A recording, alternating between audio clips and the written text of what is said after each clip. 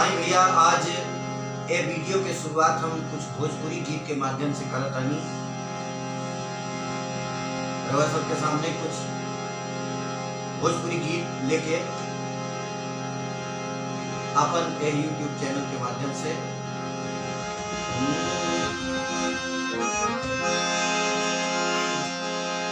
कि अब की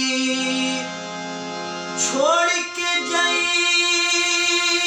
बहम के जो अब की छोड़ के जाई बहम के जो